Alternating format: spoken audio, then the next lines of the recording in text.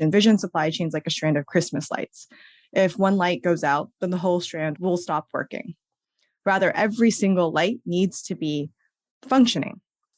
On a global scale, this means that it does not necessarily matter what the US is doing or what China is doing independently to alleviate the supply chain disruptions if these changes are made in silos.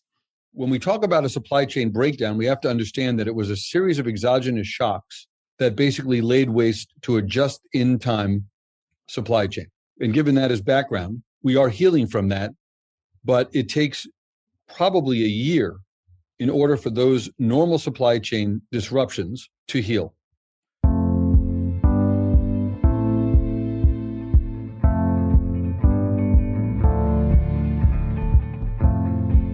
Welcome to Living Beyond Borders, a podcast from Citi Private Bank and GZERO Media.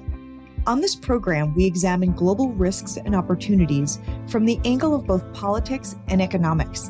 I'm Shari Friedman, Managing Director of Climate and Sustainability at Eurasia Group. Last fall, during a press briefing at the White House, then Press Secretary Jen Psaki was asked about a growing supply chain crisis. It was crystal clear that things were not improving on supply chain. People couldn't get dishwashers and furniture and treadmills delivered on time, not to mention all sorts of other things. So why is the tragedy of the treadmill that's delayed? Right, the treadmill. Of course, as we know, the problem became much bigger than treadmills and furniture shipments. Shipping logjams, labor shortages, and skyrocketing prices have been an ongoing reality through the pandemic. And since the beginning of the war in Ukraine, the situation has become even more dire, with problems going far beyond waiting for a month for a new car to severe cases of food shortages and exploding inflation. Much of the last several decades have been all about finding efficiencies and cost savings through the longer and longer supply chains. That's led to a situation where something as simple as a table might circulate the globe a few times from the start to the end of its production process. But the pandemic exposed shortcomings in this system. That's the nature of many existing supply chains. A backup early in the process can have an outsized effect later on down the line. A 1-week delay in a lumber delivery can cause months in delays in home construction. Today, we're looking at where global supply chains are today and where they're going. We're joined by David Bailin, Chief Investment Officer and Global Head of Investments at Citi Global Wealth. Hi, David. Pleasure to be here. Thank you for having me. And Christina Huguet, Industrial and Consumer Analyst at Eurasia Group. Welcome. Thank you. Great to be here. It used to be that nobody even knew what a supply chain really was. And now suddenly everybody's an expert, now that we've seen this slowdown affect our daily lives.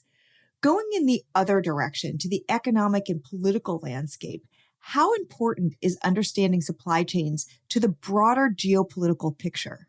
What we've seen, it's really what you've already mentioned. I mean, there's been a lot of delays and the optics have just become worse, right? Especially when consumers were unable to get their things like their treadmills and their couches. But it really, was exacerbated when pictures with ships waiting by the ports came out. I mean, I think the first thing to highlight when it comes to geopolitics and supply chains is that unless policymakers have a deep understanding of the issues at every single node of the supply chain and are addressing these issues with the acknowledgement that they are entirely interconnected with the other nodes, it's impossible to expect that our supply chain problems will be resolved. A great metaphor we like to use at Eurasia Group is to envision supply chains like a strand of Christmas lights. If one light goes out, then the whole strand will stop working. Rather, every single light needs to be functioning. On a global scale, this means that it does not necessarily matter what the US is doing or what China is doing independently to alleviate the supply chain disruptions if these changes are made in silos. At the same time, policy changes that impacts one part of the supply chain will complicate the picture further down the line because, more focused whack-a-mole approaches will exacerbate or really worsen other constraints and vulnerabilities. That Christmas light is a really good explanation of how this works, because then it would take a while to replace that one outbulb, which explains on why one piece of it can take so long and have these outsized effects on the timing. David, where are we now in terms of recovering from that huge disruption? Are companies and economies recovering when it comes to supply chains? Well, there's definitely a recovery underway, but I think that in order for everyone to understand what's taken place, we have to go back prior to the pandemic, right, to what were the conditions before.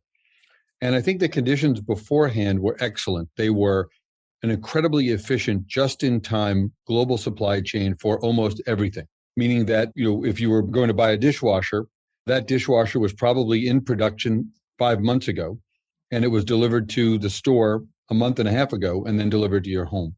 And what happened during the pandemic is that the supply chain elements completely blew apart, meaning that the supply of parts to the manufacturers, the assembly, the shipment of partially assembled goods to the final assembler, and ultimately the shipment of goods to the end users, right, to the retailers or distributors, all of those broke down at the same time due to an absence of parts, an absence of labor, and an absence of capacity to ship. That was then exacerbated by excessive demand as people were forced to stay home, and they ended up purchasing more than 30% more goods during that period of time when all of those shortages existed than ever in the history of the global economy. So when we talk about a supply chain breakdown, we have to understand that it was a series of exogenous shocks that basically laid waste to a just-in-time supply chain. And given that as background, we are healing from that, but it takes probably a year in order for those normal supply chain disruptions to heal. And you've already mentioned the fact that we've had a further exogenous shock in the war in Ukraine on top of all of that. Well, this brings us to another point. And I think that, David, your point about it's not just the supply chain part, it's also the increase in demand part, which is a part of the equation, I think, that doesn't get discussed as much. And following up on your point on the war in Ukraine, Christina, going back to you, how have you seen the war in Ukraine exacerbating all of these supply chain issues that we're seeing? And what is the likely effect moving forward? Yeah, so I think David did a really good job of kind of pointing out what was happening before the war, right? The significant constraints that continued throughout the pandemic. There were some efforts to address the constraints, like keeping the ports of Bailin and Long Beach open 24/7 for a period of time, opening other locations to load and unload containers, or even considering demurrage fees to incentivize, clearing the containers more quickly. But just as things were kind of looking up, the war in Ukraine really hurt a lot of these efforts that were being put in place. So logistically, the war has been a nightmare for maritime and air routes. Not only are parts of the Black Sea and the Azov Sea now impassable, but there are significant closures all around for commercial shipping. Many logistics companies have suspended services in Russia, also depressing ocean capacity. There's also been a big cut to air capacity, which has contributed to, price increases that we've been seeing globally. The flying ban canceled many flights and removed about 10 million miles of airspace from international freight routes. So, airlines are responsible for around 20% of cargo. And pretty much what we saw was an extreme decrease in capacity provided by carriers. So in addition to the rising cost of the delays and the air freight capacity, fuel costs are extremely high, all leading to record backlogs and delays, in addition to the record costs. Not only that, we are probably going to see even further price pressure on the oil market as Europe and the UK move to ban insurance for Russian oil cargoes, which would be implemented in around 6 months' time. So yet another, aggravating factor into what is currently, a lot of inflationary pressures. And David, you had noted that it's not just about raw materials and goods and shipping, but it's also about labor shortages. Is this still the case? And how closely related are supply chain issues and labor shortages right now? Well, if you're in China right now and going through the lockdowns that China has, which remind me very much of what America went through in the April through June period of 2020, there are significant labor shortages that are still taking place regionally. And obviously, there are disruptions to labor supply all across Europe as well as a result of the war. So labor disruptions are a large part of it. I think that when we look ahead, there are the negative factors of all of the costs of and lack of capacity that Christina talks about. But there is also a slowing global economy. So let me project out the following. I think a lot of the common supply shortages, whether it's toilet paper, dishwashers, bicycles, are going to be resolved over the course of the next 6 months. What's not going to be resolved over the course of the next 6 months are the war-related activities and the China-related disruptions that are going to be ongoing for a good deal longer. And those are specifically related to agricultural goods, rare metals, oil, and natural gas. These disruptions in supply chain are going to continue because we're not just talking about physical supply chain, but rather a complete realignment of who people are going to trade with due to politics. Xi and Putin basically made a statement to the West that the nature of geopolitics was changing and that they were willing to suffer the consequences. And it turns out that the consequences were going to be related to the supply chain. If you're a producer of a good in Europe or the United States, relying on Asia or previously Russia for any portion of your supply, you've got to be thinking to yourself, I've got to build additional capacity, an alternative supply chain. And that is both inflationary and of long duration. And that's going on now as well. Another big topic on people's minds right now is inflation. What is the relationship between current inflation and the supply chain issues that you've just been discussing? So I like to divide inflation into what I describe as flexible inflation and sticky inflation. And I like those terms because I think it lets us look at inflation appropriately as what is exogenous, i.e. a war or a pandemic, both of which are unusual events and have very major consequences that don't have to last a long time. And sticky inflation, the idea that people are expecting more wages or are seeing costs of goods go up continuously simply because of their scarcity. So when you think about the kind of inflation that we're suffering now, probably 2/3 or more of it is of this flexible inflation that's caused by exogenous factors. Now, over the long term, that's a good thing. But in the short term, it's a difficult thing because the only tool that the Federal Reserve and central banks have to bring inflation down is to reduce overall economic demand. They have to take a little from everywhere in order to bring down economic demand. And that does not specifically address agricultural or energy prices. So right now, the greatest threat to the economy is the Fed and central banks raising rates very quickly. That brings down aggregate demand, but it doesn't cause oil shortages or shortages of wheat to go away. So we have a situation now where the tools to manage inflation and the nature of the inflation itself are mismatched. And that's what's putting the global economy in jeopardy right this second. Christina, going over to you, in a previous episode, Ian Bremmer of Eurasia Group noted this shifting. He mentioned that one of the trends he's seeing is more insourcing, from chicken in Malaysia to wheat in India to baby formula here in the US. Are you also seeing this trend, and how does this relate to supply chains? I think that generally speaking, this is referring to the growing trend of protectionism that is really aimed at protecting domestic supply of different goods, especially commodities.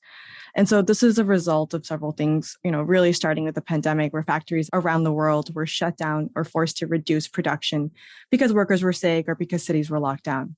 Right. So this came at the same time as consumers in the Western world wanted more. And as David mentioned, right, there's a hike in demand that clogged the system for transporting goods.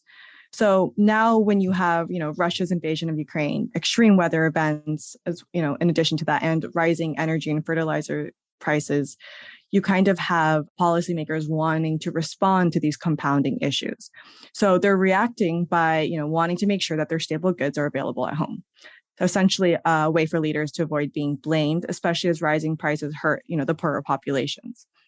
But the result has been something of an unintended domino effect where one country starts to protect its commodities and then another thinks it needs to do the same thing. So the issue is that the trend is not sustainable. And, when it comes down to our food system, right, and the global food shortage, because our food system is extremely global and domestic farmers also need access to export markets, protectionist moves hurt their capacity to make a living.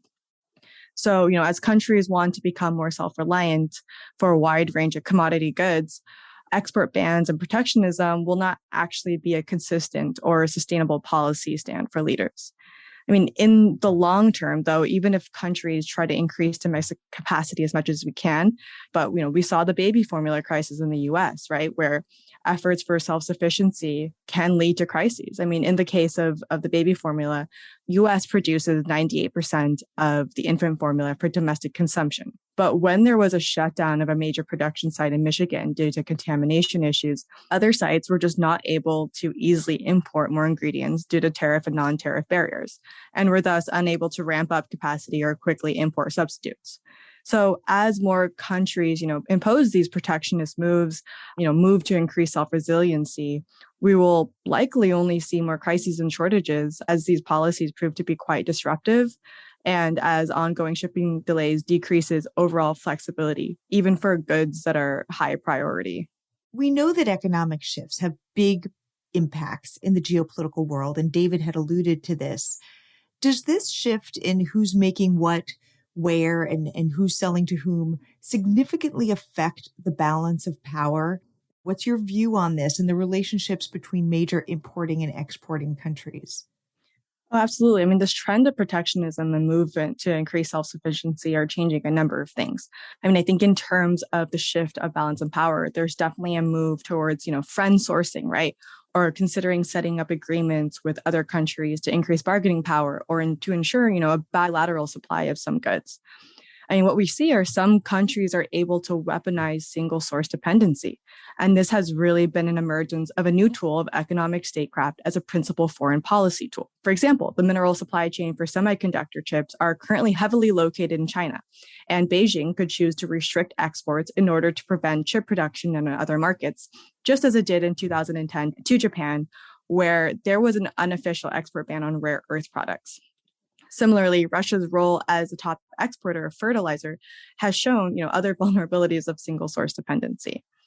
With Russia as well, right, we continue to see supplying of natural gas despite heavy sanctioning, where Russia is able to use its gas supply as a weapon, which has led to an energy crisis in much of Europe. So what we will expect to see in the longer term is more of a push to diversify supply chains and create redundancies to minimize and diversify risk. The issue is that this will take time. And we will actually see it kind of happen more, amongst like-minded countries and really push regionalization of trade relationships. And Christina's point here is both correct and inflationary, because the minute you talk about creating redundancy in supply chains or talk about regionalization or polarization right between the East and the West and the economic response to it, that is a costly endeavor. It means building secondary and tertiary supply chains, excess shipping capacity, new capital expenditures, all of which require long lead times and take capacity from other parts of the economy. So I would just point out that, at Citi, we expected, long-term inflation, if we were to go back 3 years ago, to be 2%, per year on average. And now we're talking about having an ambient inflation rate of 3 to 3.5%, part of which is this new supply chain issue. As we look forward, beyond just the immediate rebalancing that we're seeing, are you envisioning that when the supply chains bounce back into a more stable form, the form that they will be in moving forward for the next near and long term, Christina outlined a much more regional system. Are you also seeing that this is where we're going to be going as they settle into a more permanent pattern? I think the term deglobalization is way overused, and the idea that we're going from global to regional is probably overstated. What we're talking about will really depend upon the essential nature of goods. So when we have goods like energy today that are scarce, or semiconductors that are scarce, or the ability, for example, even for major equipment to be manufactured in areas that have risk of short supply. And I hate to use this term, but weaponry, right? The things that go into making arms are those kinds of goods. All of those will require regional supply chains to ensure that any of the global components of them could be replaced if they needed to be. But for most of what people buy, the vast majority, 85%, we're talking about toilet paper, bicycle parts, you name it. There's not just the need to get a given good, but also to have substitutes readily available. Meaning that if there are manufacturers of goods in Asia, in Europe, and in the US, the capacity of those existing plants would probably be increased to create that redundancy. And so that if a region shut down or if there was an issue geopolitically, you'd have a choice to get excess capacity. The baby food situation, I think, is a great example. Why should we actually have just-in-time manufacturing for baby food, which is in itself a strategic need, right, for all of the kids who use it and the parents who deliver it? That's the kind of thing that I think we will see happen less and less frequently. There will be excess capacity deliberately to address those fundamental needs. So it's kind of like having an extra Christmas light on hand to rescrew in if that Christmas light goes out, right? That's exactly right. Because remember, a light bulb replacement, right, happens in a normal time. Light bulbs go out. What we're talking about here with a pandemic and a war are not light bulb issues. These are major, major issues. But the announcement by Russia and China as to how they feel about the West and the West's incredibly unified and strong reaction against Russia and its actions in the Ukraine, in my mind, have really created a polarization that will have these long-term economic impacts, requiring more supply chain redundancy, more manufacturing capacity redundancy, and more essential parts bifurcation or regionality, using Christina's word, in the future. Mm-hmm. And that all sounds like it's going to be more expensive. There's no way that it can't be. When we think about the difference between the world before and after the pandemic and the war, the one thing that is absolutely clear is that we were running a just-in-time world prior to these events. And the cost of not having that redundancy became incredibly clear. We might have been able to handle it when it was just the pandemic because of the fact that the demand for goods went up because people were trapped at home. But with the geopolitical change, it is very clear that having, Europe depend on a single source for the majority of its gas is, in fact, a political threat. And we're seeing that play out now. And so I'm curious about the impact of all of this on sustainability. One upside of some of the insourcing might be the positive impact on sustainability with less shipping all over the place. What are you seeing on that front, David, in terms of sustainability and supply chains going forward? One of the only benefits for these terrible events that we've lived through is the recognition that there need to be both substitutes and replacements. And when it comes to energy, this will cause an acceleration of the development of alternative energy. Or another way to say it is, the more profitable it is to produce carbon-based energy, the more profitable it will be to replace it. And that was what was going on before the pandemic struck. So I think there'll be an acceleration in alternative energy. When we think about the geopolitics, it's exactly the same, but at much larger scale. So, for example, in order for Europe to become energy independent, there's going to have to be a supply chain built between the United States and Europe for liquefied natural gas. And there are many other examples of this in the areas of semiconductors or other strategically relevant goods and services. So that's what's going to happen next. When it comes to ESG, I think the greatest thing that we can talk about is the fact that 400 companies pulled out of Russia voluntarily. And they did that because of the standards and practices that their board of directors, their shareholders, and their customers wanted to see happen. Russia violated some ethical or essential principles for these companies, and they acted upon them without regard to the fact that there was going to be an immediate hit to profitability. This is ESG in action, right? A change in governance, a change in policy that actually reflects the values of the shareholders and consumers. And so those two things are the large takeaways, in my mind, from these terrible events. So let's zoom back out into the big picture. Christina, what lessons, if any, has the global economy learned from the supply chain issues that we're facing now?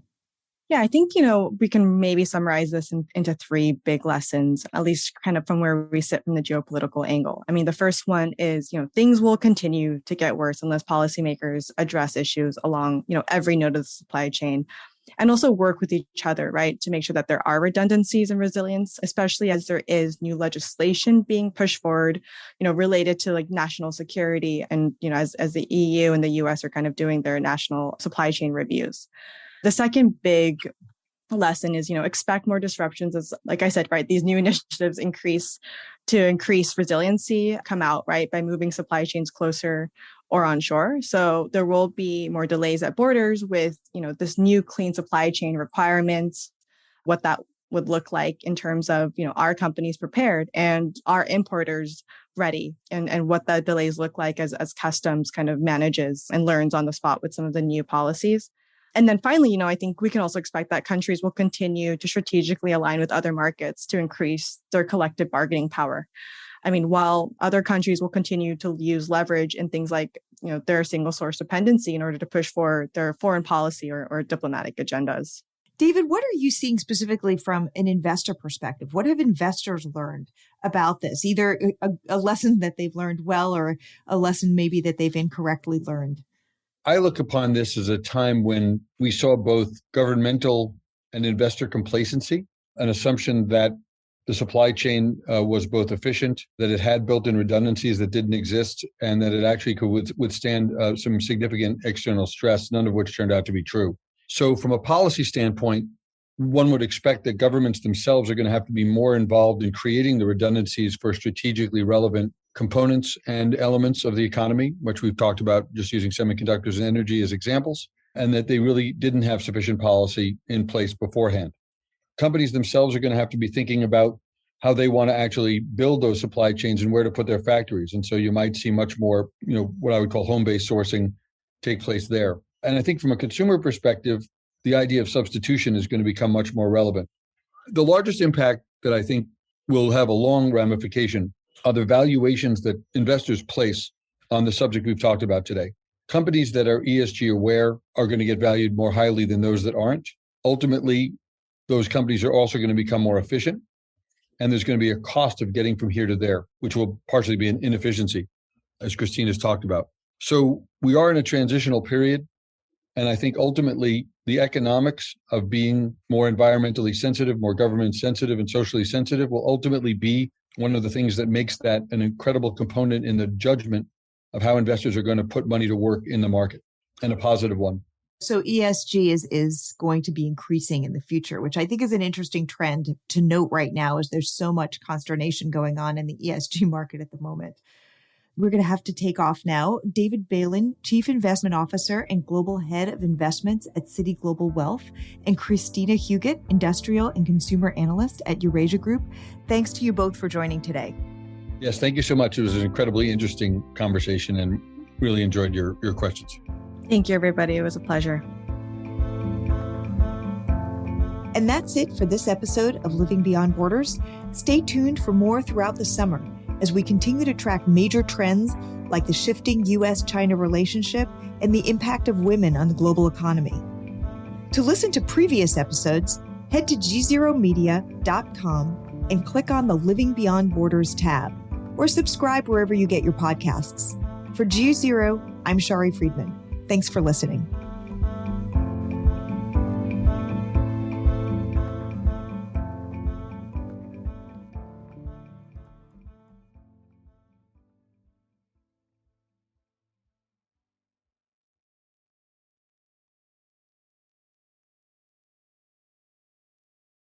You're listening to the GZERO World with Ian Bremmer podcast, your weekly geopolitical deep dive into the world's biggest news stories, featuring in-depth conversations with global leaders and newsmakers. To get more of GZERO's insights on global politics every morning, sign up for our free newsletter, GZERO Daily, at gzeromedia.com.